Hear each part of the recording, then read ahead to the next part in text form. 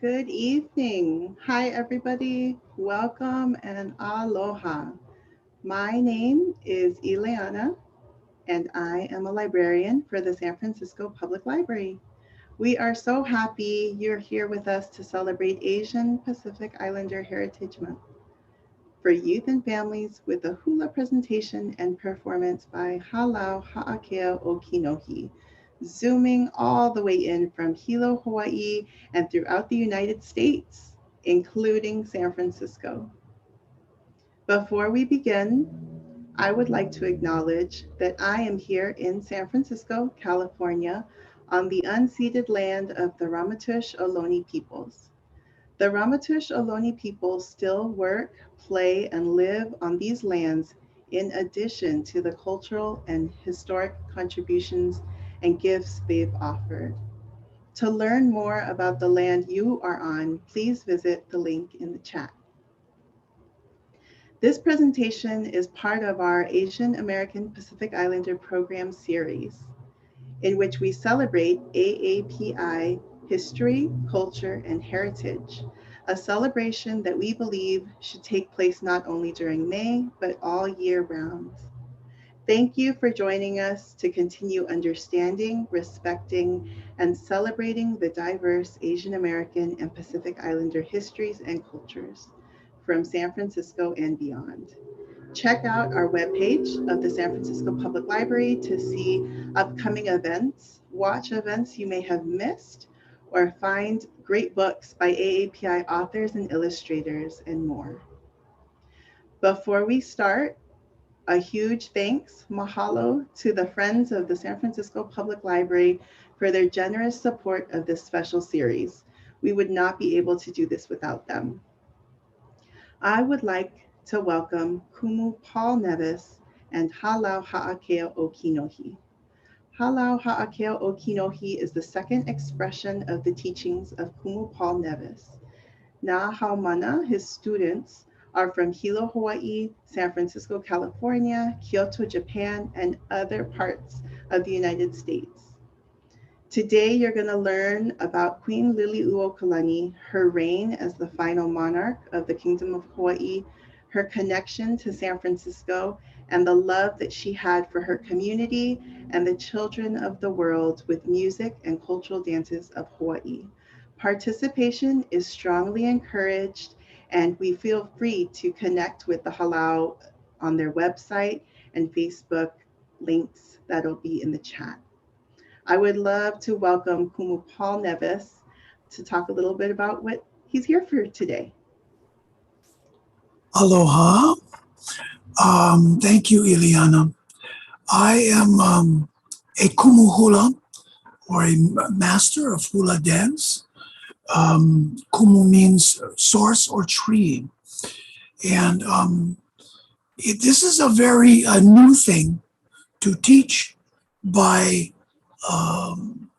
in this manner for me and for my halau, but it's necessary in these times that we use those educational opportunities to communicate rather than not communicate. We may distance ourselves physically, but that does not mean we cannot get closer educationally.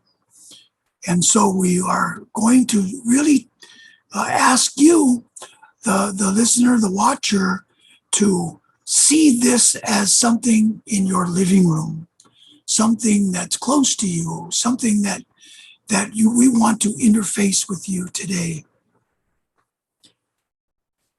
I would like to, you saw the first picture you saw was the picture of my halau. Halau is a hula school.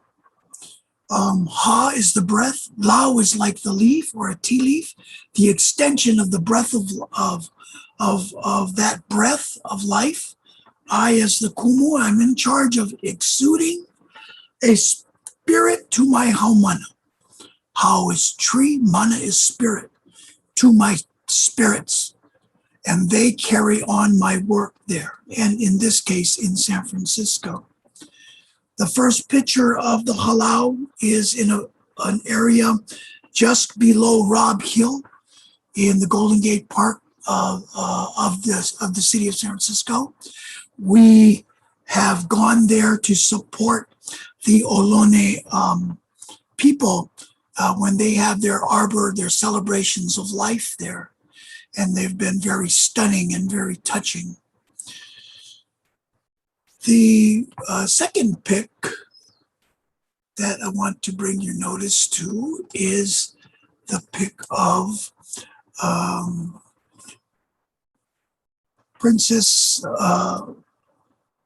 Queen Lili'uokalani and King David Kalakaua. King David Kalakaua was the last male heir of the Hawaiian Kingdom.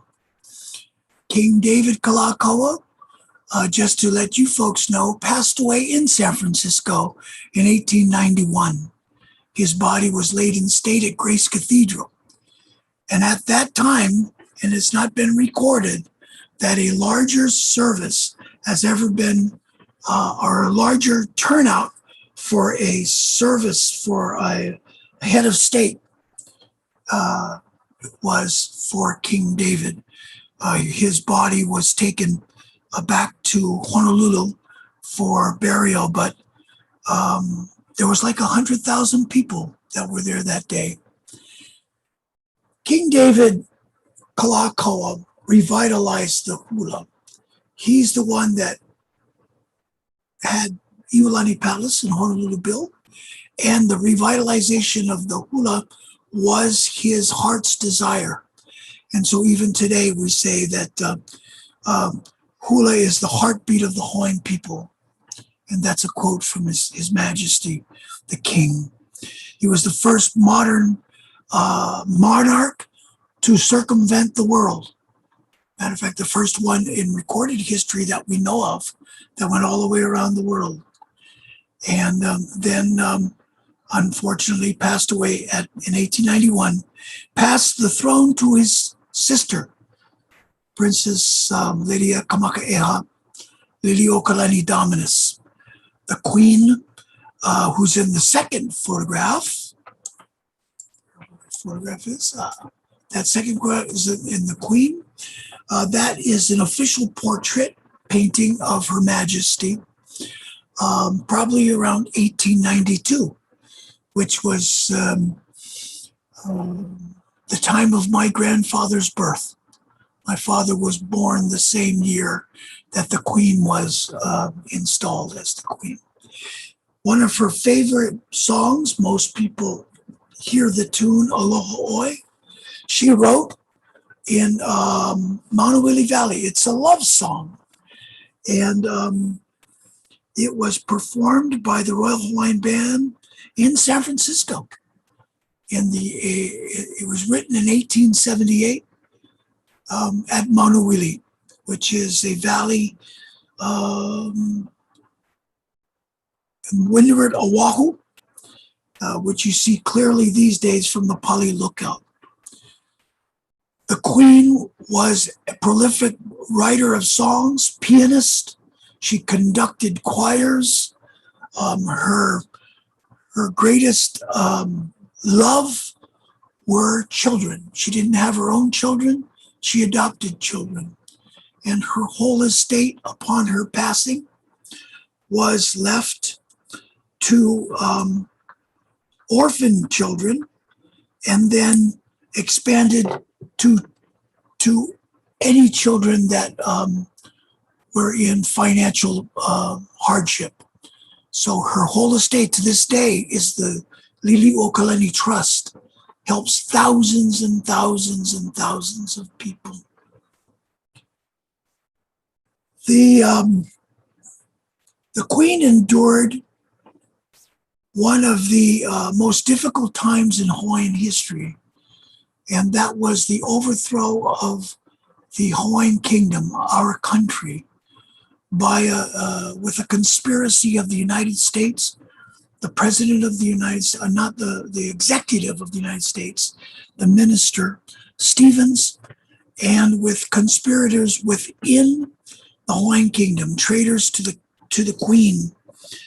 And they conspired to bring the USS Boston a first-class battleship of that time, and United States Marines to land in Pearl Harbor, Honolulu Harbor, and march upon the palace, force the queen from her throne, forced her to abdicate, and set up machine guns and troops, 300 Marines, and declared that Hawaii was no longer independent, that it was under the United States military, and therefore the queen was put on trial in her own country for treason. It was a great injustice, not known by many Americans. So if there are Americans listening in, I behoove you to learn the true history of Hawaii and what we struggle with even to this day. But the queen was approached by the men of that day, her royal household troops, and people loyal that let us resist the Americans, of which they probably could have, but the queen knew better that America had a history of dealing with native people that was not a peaceful history. So she said, no, stand down and do not lay hands upon them. And they will come to realize, like the British before them, that the Treaty of Friendship between the United States and the Hawaiian Kingdom was good. And that treaty would compel the United States to return to their ships and return her to the throne. Well, history tells us, and we are living that history, that the Americans did not return and instead recognized the rebel government of the 13, or the Committee of 13, who were all white men, male businessmen, and recognized them as a legitimate provisional government, and then forced upon the islands a republic in 1894. And then that republic, they had that republic give Hawaii to the United States. We know that that annexation was illegal because it's against American law and international law, that a joint session of Congress does not have the right to extinguish a treaty. But all of that happened, and the reality of it is today. The next pictures we have are really what we want to get to is the song. One song is written by a Helen Prendergast, and it was written around 1896, 1897. And that's Mrs. Prendergast. She was a loyal a follower of the Queen. She grabbed her guitar, and gatherings were banned, but she still managed to gather enough Hawaiians that would listen. And she wrote this song called Kaulana Napua. Kaulana, famous, Napua, the flowers. Famous are the flowers. And this song was meant for adults. It was meant for the adult population. You are the flowers of Hawaii. And what she did was she mentions in that song the rally around your chiefs as their chiefs rally around the queen. Hawaii had been 4 kingdoms, and although those chiefs were united by the great Kamehameha in 1819. So anyway, she asked them to rally. So the chiefly lines of Kauai and Mano, the chiefly lines of Oahu and Kakuihewa, chiefly lines of Kukona and Maui, and the chiefly lines of the great Moku o Keawe, the Keawe lines. And this was her song for adults. And that song was so special, it was not sung regularly. As a matter of fact, up to 1966, it was never danced in Hula until the Kamehameha schools, under the direction of my Kumu's Kumu, Auntie Nona Beamer, stood for the first time in that school and made motion and hula to Kaulanenapua. To this day, Kaulanenapua is still, you can't mess with that song. Please don't make it Hawaiian. Please don't make it with a rock beat. It is almost our song of defiance and honor. The next person you see is a person named Malia Craver. Auntie Malia, I knew personally. About 25 years ago, she wrote this song called Puanania o Hawaii, the pretty flowers of Hawaii. And she writes this song to inspire children. Auntie Malia worked at the Liliuokalani Trust, the trust of the Queen, and gave her heart and soul to that trust. And this beautiful picture of her with this child really epitomizes who Auntie was. And she writes this song to inspire the children of Hawaii. Because the adults, we adults, we get into a lot of political discussions. But children, the new flowers, they're mixed. We have children from all across the world now in Hawaii. And she's still telling them as children, grow up to be those great fragrances. Grow up to be that great mixture. But don't forget our queen. Don't forget the queen that made it so you can flower and you can have fragrance and you could be worn around, a lei is around your neck. And they say when we were children, to put a child around your neck was the greatest lei you could have, is to have them on your shoulders with their feet around your neck. And so these children become the Puanani o Hawaii of today. And she wrote that 25 years ago. And I know there's young people that are 25 years ago that are in the marches that are led by people who still raise up the memory of Queen Lili'uokalani, that we the Hawaiian people would rise again. And so these two mele or songs, my music group, Komaka Kino, here in the Halau and Hilo, we decided to put the both songs together. And it was to bring the old with the new, but the same purpose. The ones that are already have become our kupuna or ancestors of spirit, with those who are the children of the spirit of today. And so I hope you like it. I want you to try it right off the bat. You're going to have 3 shots to do it with us. They are doing it hula noho, which is the sit-down style of hula. Not all hula is done standing. This is a style. And so this song is done standing, but for the purpose of Zoom and because we want to reach you, we do it hula noho. So here we go. This is the song we call Liliuokalani.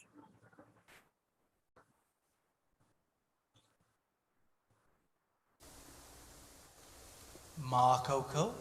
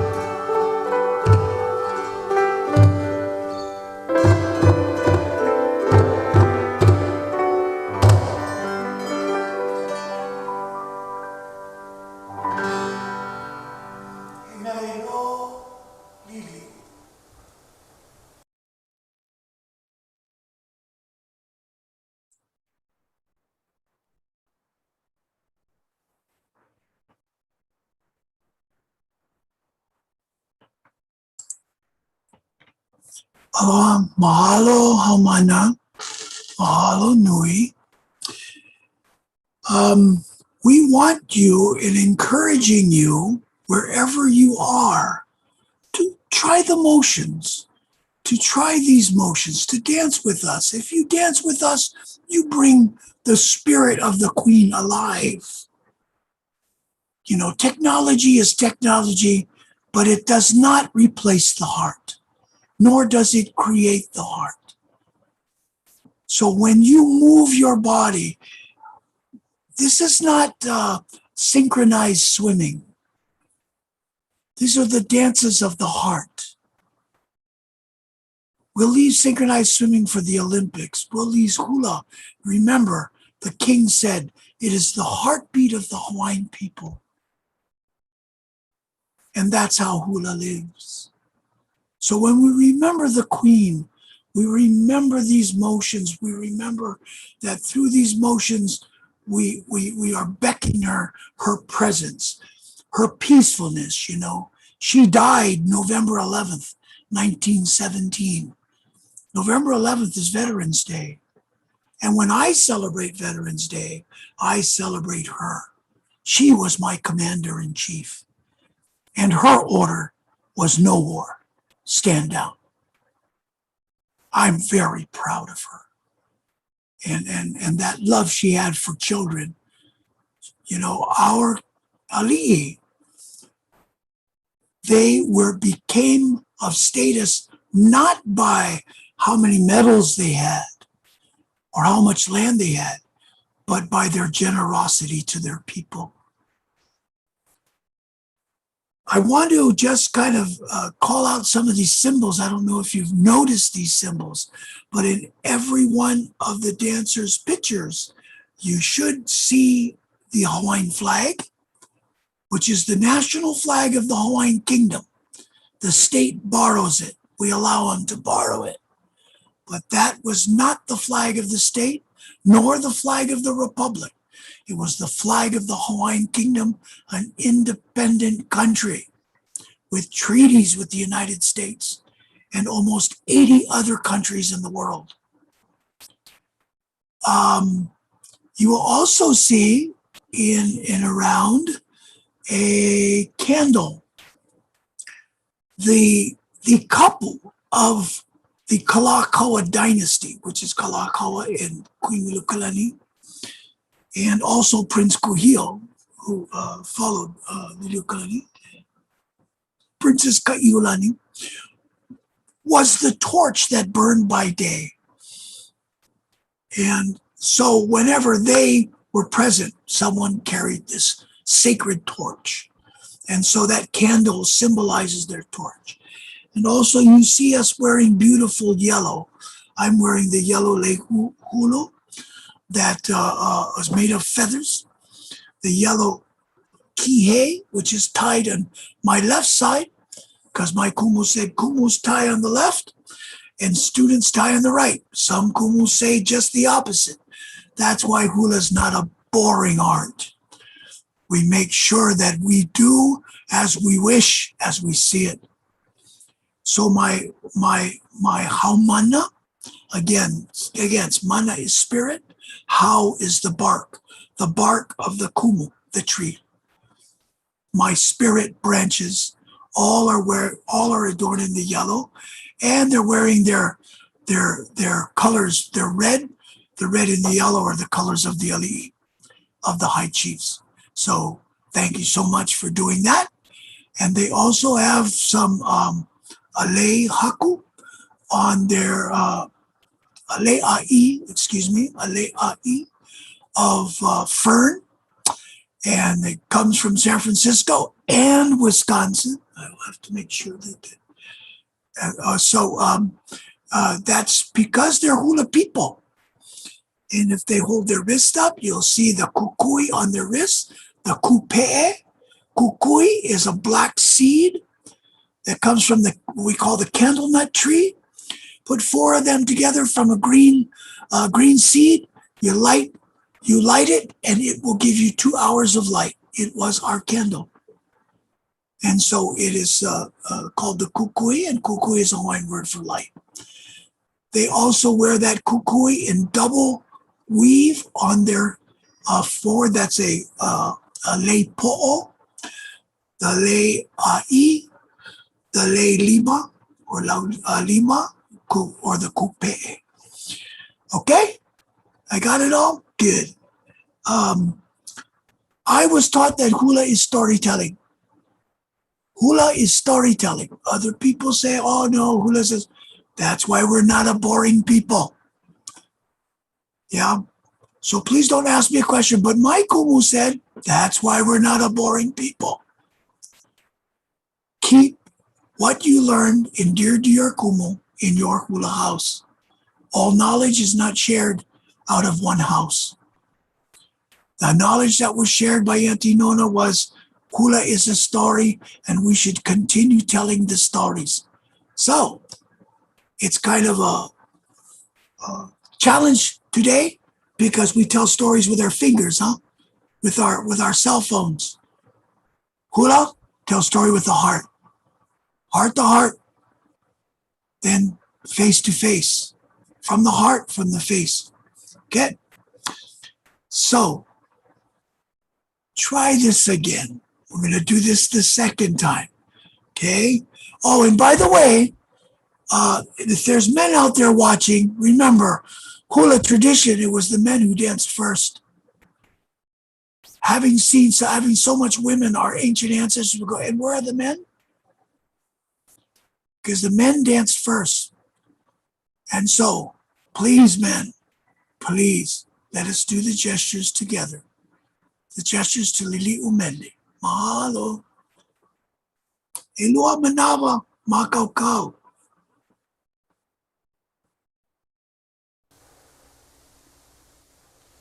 Makoko.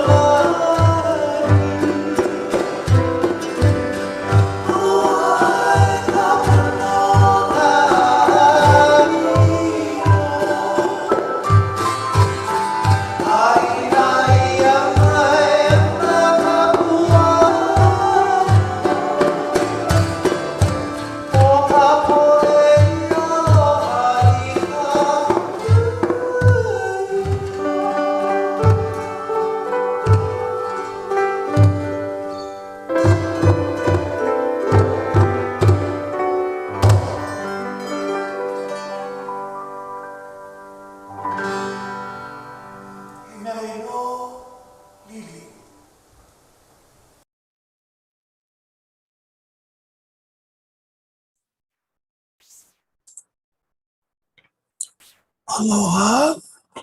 Did you try? I hope you tried because, that takes a lot of work. They're doing a beautiful rendition of this honor of the Queen. I wanted to see these slides. This is a picture of Queen Kapiolani, who's seated, looking straight ahead, and the then Princess Liliuokalani on their way to Queen Victoria's Jubilee in 1887. During this reign of our monarchs, we were very close to England, as you see the British flag in our national flag. The goddaughter of Queen Victoria was Queen Liliuokalani's niece, Princess Kaiulani, who would have been the queen if the monarchy had not been overthrown by the United States and the conspiracy. Queen Victoria was one of the most famous monarchs of the British Empire. And we were very much a part of that. Some things I want you to know about Queen Liliuokalani. She traveled, of course, she traveled to England, but she also went to school at Mills College in the Bay Area. And if you go to Mills College in Oakland, in the main street there, because I've seen it, is Kapiolani Street in Oakland. Right in the middle of the campus, there's Kapiolani Street. It's so nice to see a Hawaiian name on a street name when you're in California. But the legacy of the monarchy, the legacy of the Queen, her pride, her accomplishments are well known, not only, like I said before, her music and all that, but what she stood for. In those days, women were not regarded as great leaders. Of course, Victoria threw that upside down on its head, right? But Queen Liliuokalani was a tough monarch. She ruled in the toughest of times when women were not given that respect, even to this day. Women still have to fight for the right to share this planet with men. In Hawaiian culture, everything you inherit is from the maternal side, from the woman. So we know that term Mother Earth way before it was vogue. And so we look with pride at the accomplishments and the legacy of the Queen. I wanted you to know, let me see my notes. Yeah, I think I want to tell you about what I'm wearing. I hope you can see it. But this is a lei niho palawa, made from whale. The high chiefs of the order of the Hawaiian people wore them, especially on this island of Hawaii. I am a member of the Royal Order of Kamehameha and have been so for 32 years this year. My grandfather was a member of the order. He was born in the kingdom in 1892. The Royal Order of Kamehameha takes its reflection from the Order of Kamehameha that was created by the fifth Kamehameha in 1865. He was a monarch that preceded Queen Liliuokalani. I think he was 4 monarchs before him. No, yeah. Kalakaua, Lilo, and the fifth. Three before the Queen Liliuokalani. So the Order of Kamehameha was created to ensure strength in the Hawaiian Kingdom. and to rally our people to never forget who we are, who created us. And we are active even to this day. So I wanted to make sure that you saw that. We usually wear a tie with the royal insignia on it. That we wear black suits, even as hot as it is in Hawaii, because the tradition was to wear black at night so the Americans would not know when we were meeting, because we were secret. We went underground during the overthrow, and we did not resurface publicly till 1994. We stayed underground for 100 years, and we still met. My grandfather met. All of us met. But we made sure that certain things that we did were not known to the general public. So, if you have any now questions, let Ileana know. I want to thank you. And we're going to take some questions, I think. And then we're going to end with it doing the third time, right? We got it. Okay. So you can ask questions and I can get out of this suit because it's hot. There is so much love and appreciation in the chat right now. There are folks watching from New York, throughout California, Bay Area. I'm sure Hawaii's there as well. Just a ton of love. I have a question that I think some folks may also have, but what does practicing look like in a Zoom world with Halau that's spread out, and even in the same city that you can't see each other? So that's kind of a softball question while we wait. Well, different cities in Kyoto, in Japan, they distance themselves, and they still come once. They still come, but their dojos are big for our students. We only have 20 students there, so they can separate. We in Hilo, we meet.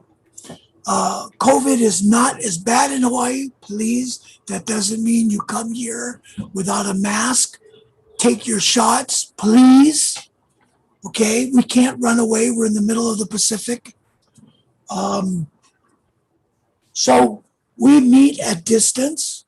We wear our masks. As a matter of fact, we put these things on. That's the mask of the Order of Kamehameha. You have a stylized mask. But I don't think in San Francisco they meet together because the situation there calls you not to. But as soon as you are, I will definitely be flying, and we will have those sweaty practices that we so desire to have and have missed for so long. So it really adjusts from people, but you know, I try to tell them, put your arms out and make a circle. That's your circle. That's your circle of protection. That distance. So nobody comes in your circle if you made a circle. So unless you have that space, don't do it. If you could do it in a park, do it. You know, we go down to the beaches. Over here, I see the halaus practicing. Merry Monarch's still going to happen, you know, this year. I think it's crazy, but, you know, virtually it's gorgeous, right? Virtually it's gorgeous. We have to be, Yes. Malama Pono is the word, be safe. Be safe. We have a couple more questions that have come in. So one question, has Kumu Paul been practicing since childhood? You know, I was always surrounded by hula. My mother and father would get up and dance hula, but I don't think they really had formalized training. My sister Monica was a lead performer and dancer. She unikied at 9 years old in 1943. So she was a hula dancer when we were born. She was it. And she was also in the Tonga Room, downtown San Francisco. She was the featured dancer there in the 50s. The lady's still alive, and she still dances hula. I have it on film, you know. I formally began hula in Las Vegas, of all places, because I was working for the airlines in 1979. So there's not a month that has passed by in my life since I think it was like May of 1979 till today. You know, that's a little bit of time. It was almost 45 years. Yeah, good question. Are there any questions about how can we give money to you? No. Next question is. All right, then scratch that next question. Actually, the next question I think is interesting for a lot of folks because it may be brand new to them. But how does a kumu become a kumu? Again, different halau have different their po'okumu or their kumu that organizes them follows different hula houses have different traditions. Our tradition was from Mrs. Beamer, pretty much, and it was a very intimate, very quiet, very few people, really about trying to understand your love of the land, your love of the people, your willingness to be a person that loves people. I mean, don't do this. If you don't like kids, don't do this. If you're impatient, do it. You need it. Yeah. But if you don't like this, or if you have a problem with people, my goodness, don't be a kumu. I would say don't even be a dancer. Yeah. So in our house, it was more about love, and it was I was my kumu's first kumu. He was uniki or graduated in 1968, and I became his first kumu in 1999. So it took him quite a few years before he said, I want this one to carry on for me. You know, I have since then created a few kumus, 5 to date, because I feel the sense of urgency that for our teaching. Like I said, that's a good question. You need to ask other kumus. When my kumu said, "Oh, I want you to be a kumu," I said, "You're crazy. You guys are poor all the time. You have these great dreams that you see, and then the next day you're going like, what do we eat?" You know what I mean? It's a life of love. The food is the love. The enjoyment are the people I'm looking at. My enjoyment is to love these women and their families and their ohanas, and have them love back and see what we can do with hula for somebody to make their life better.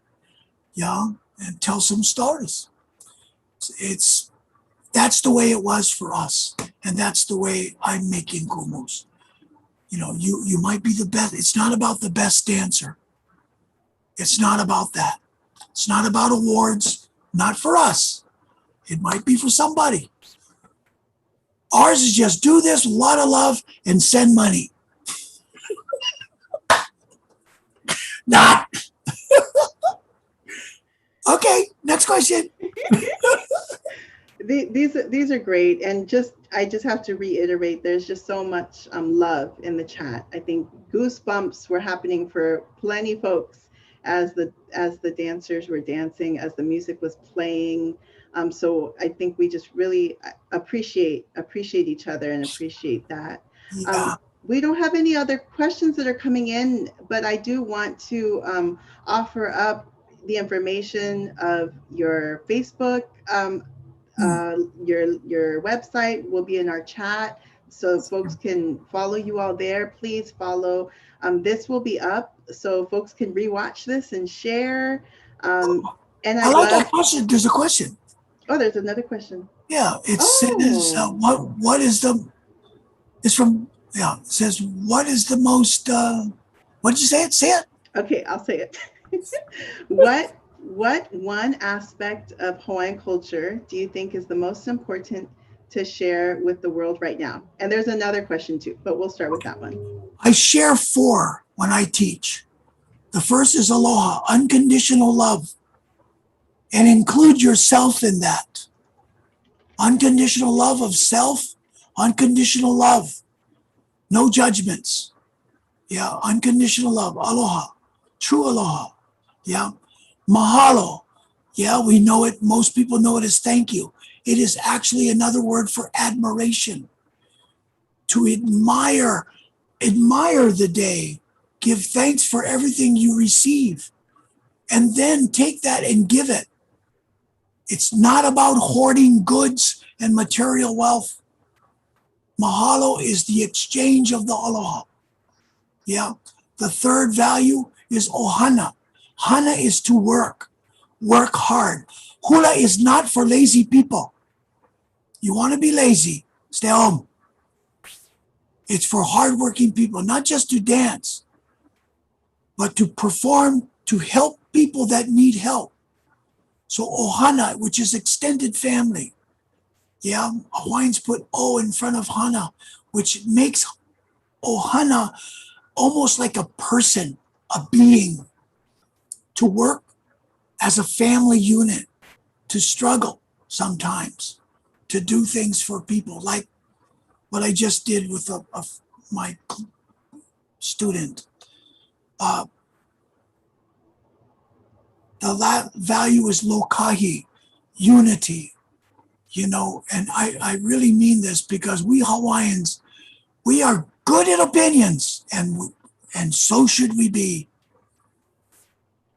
But there comes a time when we're going to have to do what the Queen said. There will come a time when the United States will understand that it made a mistake. And they did. In 1993, they said, we're sorry. We did it. We were the guys in the crime. Now's the time for us to unify to say, thank you for your sorrow. Good. Let us help you with the solution. Yeah. Took them 100 years to say they're sorry. Might take us 100 years to build the ship to get out of here, right? So lokahi, you come. I know in San Francisco, man, they come right off California Street. They come frazzled, huh? Whatever happened to them happened, and I just sit there. I've come in from Hawaii, and I sit there and I just listen to the latest cost of cars, how much a donut went up, why they want to strangle their boss, the Warriors lost or whatever. They're coming right from the hood. But they need that time because we cannot do aloha until there's lokahi. There's unity. And we cannot do tomorrow until we have unity. Then we go on.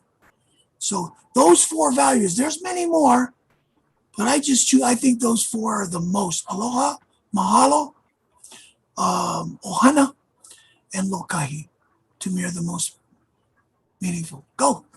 Fantastic question. So thanks for getting that in and thanks for answering. One other one, can women become kumus?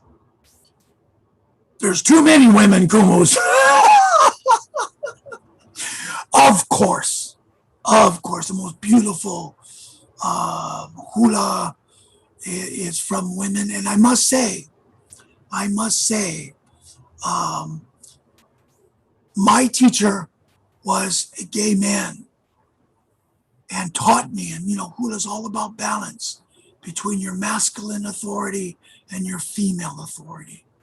That's why when we put our hands together like this, dancers, can you do that?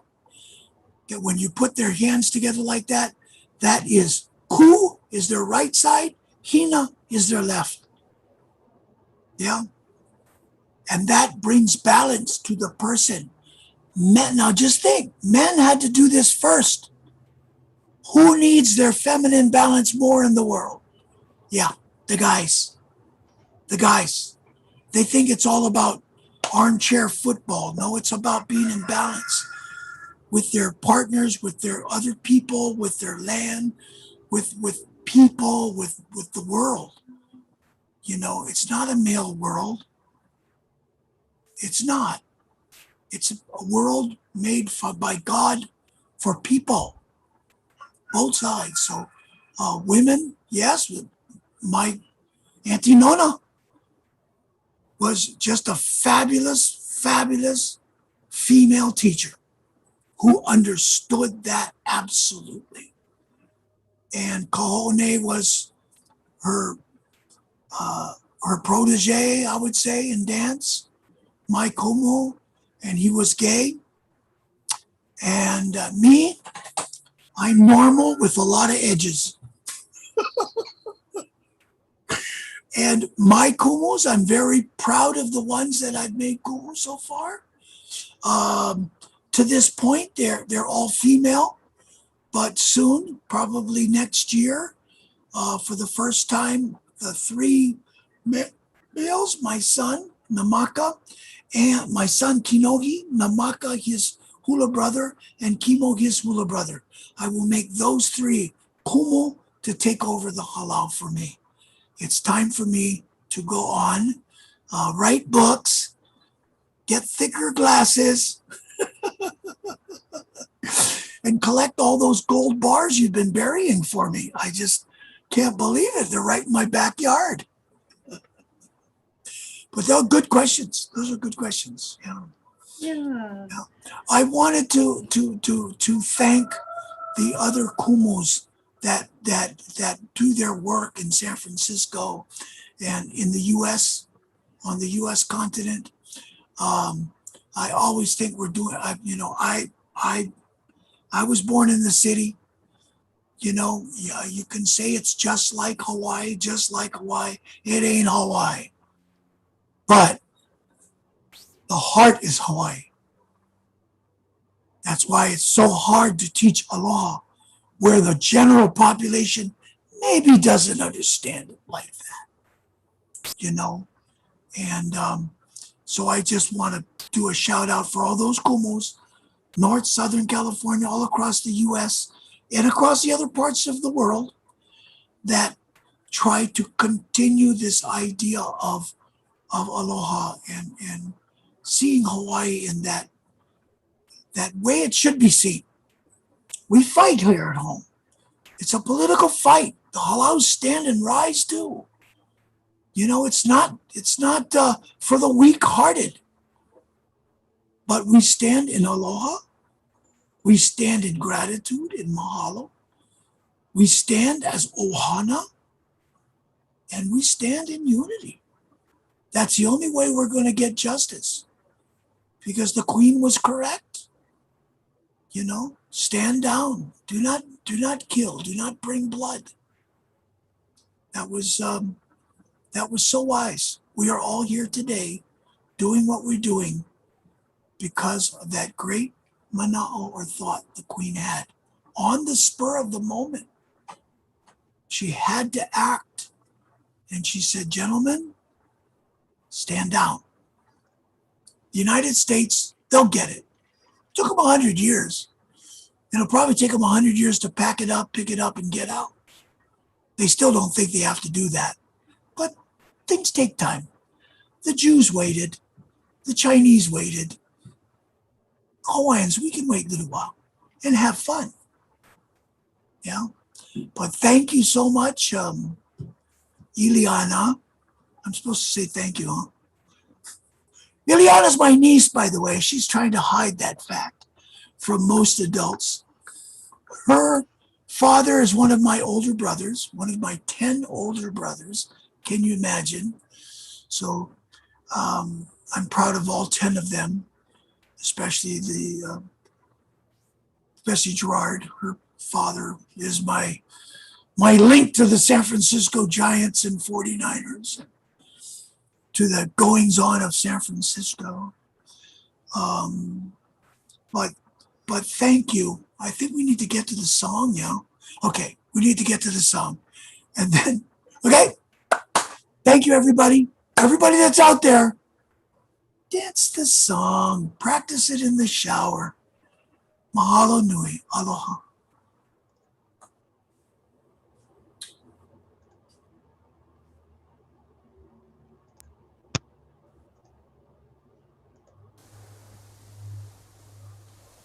Makoko.